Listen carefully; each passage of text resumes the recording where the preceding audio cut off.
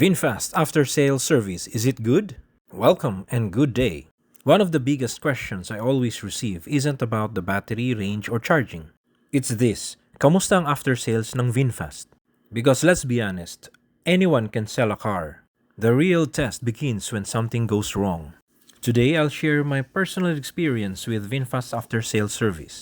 This isn't a sponsored video, this is simply my experience as a real VinFast owner. Whether it's good or bad, I'll say it anyway. Fasten your seatbelts and let's head to the VinFast North EDSA. Okay guys, good news, no? Bali, we are on our way to VinFast North EDSA. Tinawagan ako ni Sir Carlo. I was informed through message pala that available na daw yung aking piyesa, no? So after waiting for almost 2 weeks, dumating yung piyesa ko. Papalitan na nila ngayon, no? And it's going to be about 1.5 hour labor time. So we're right now in EDSA and update ko kayo, no, kung ano nangyari. Actually, just to give you a background, in the past naka-experience ako ng yung clunking sound, no? I cannot describe it to you, pero I recorded it and I will show it here right now. So ito yung street.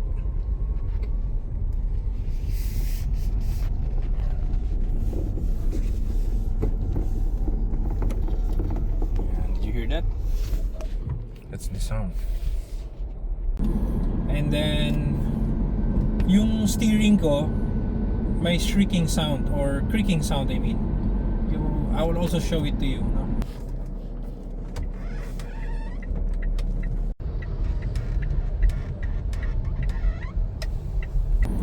So, because of that, pinatingnan ko na siya sa maraming kasa, including dun sa VinFast Cainta.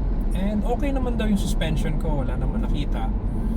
I also brought my car to Motec, no, sa Cainta, nearest my place. Wala naman silang nakita din. The suspensions are good din, no? So ngayon, dinala ko ngayon sa VinFast EDSA, North EDSA as suggested by or recommended by Sherwin, yung aking co-admin sa VF5, no? So lumalabas, mukhang nakuha nila yung problema. Sana nga, it's the premature wearing of the steering shaft, something, no? So malalaman natin yan mamaya pagdating natin dun sa kasa mismo. So I'll update you, no, about my case. So this only goes to show that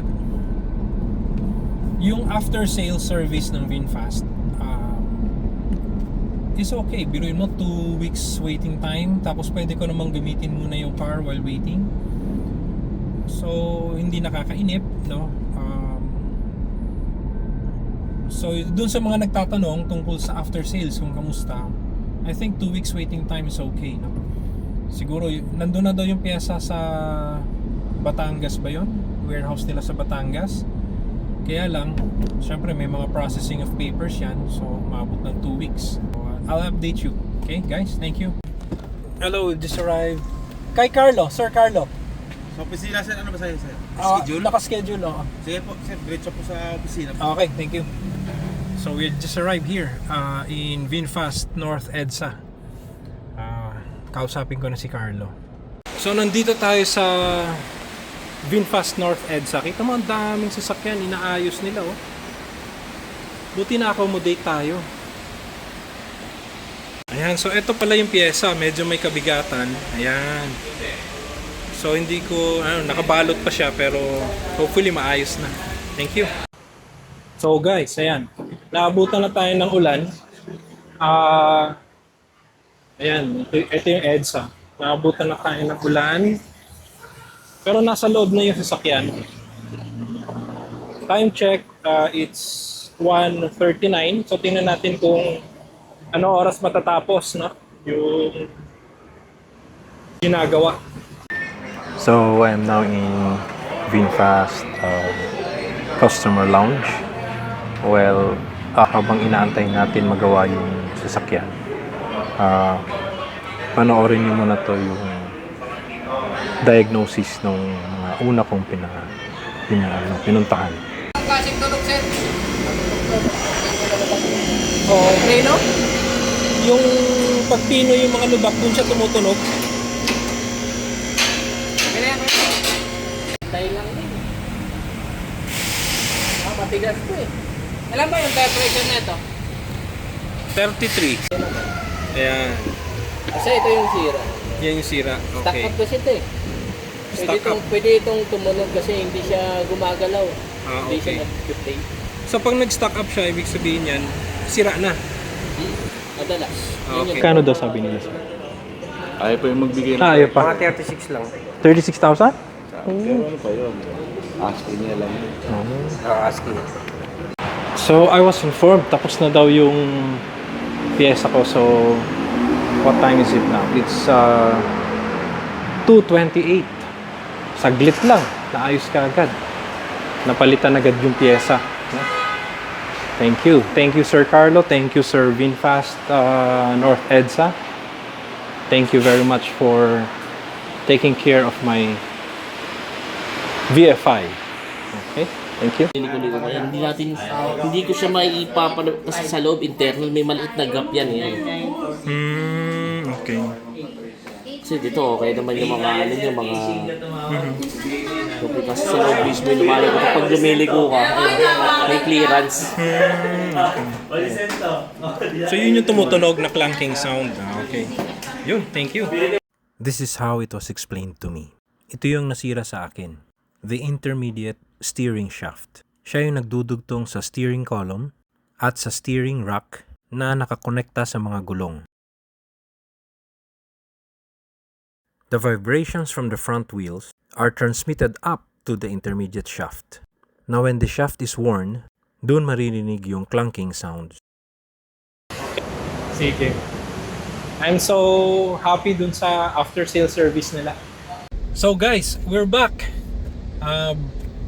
Naayos na, no? Napalitan na rin yung pyesa. And the good thing is, under warranty. Walang siningil sa akin. Kahit service fee or anything. Thank you, VinFast. Thank you. Hello. Hi, now I'm driving back home from VinFast North EDSA. And first impression after nung gawa nila, oh, parang naging solid. Balik ulit sa solid yung ride ko. The sound feels so robust and wala na yung clunking sound. Ang galing mag-diagnose ni Sir Carlo ng VinFast EDSA, North EDSA. Natukoy niya agad ang problema. At saglit lang magtrabaho, bilis.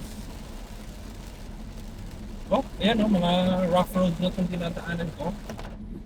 Rough pavement, lakas nga ng ulan. Oh, and it feels so solid this time. Grabe, galing. Thank you. Salute to you, VinFast. So this is the same road na naringgan natin na may clunking sound. So tignan natin kung meron pa.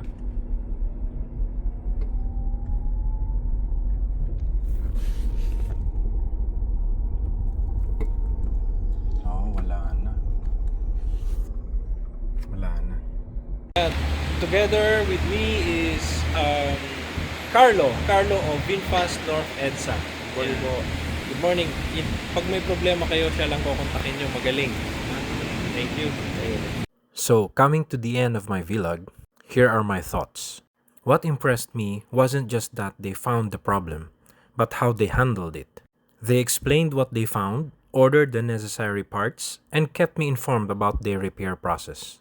Communication is something that's often overlooked in after sales, but it is extremely important. Booking for an appointment was easy. The staff were accommodating. The inspection took only 1.5 hours. and replacing the part was just less than 1 hour. The repair was covered under warranty, and the clanking issue was resolved. However, the creaking sound of the steering wheel wasn't addressed. Maybe in my next vlog. No dealership is perfect. There will always be areas that can improve. What's important is how they respond when customers experience problems. In my case, I appreciate that they acknowledged the issue instead of simply telling me everything was normal. If you're planning to buy a VinFast, I hope this gives you an idea of what ownership is really like after you've driven the car home. Because buying the vehicle is only the beginning. After-sales support is what you'll rely on for the next several years. I hope this video helps those who are considering a VinFast or simply curious about what ownership is really like. If you found this video helpful, don't forget to like, subscribe, and leave your comments below.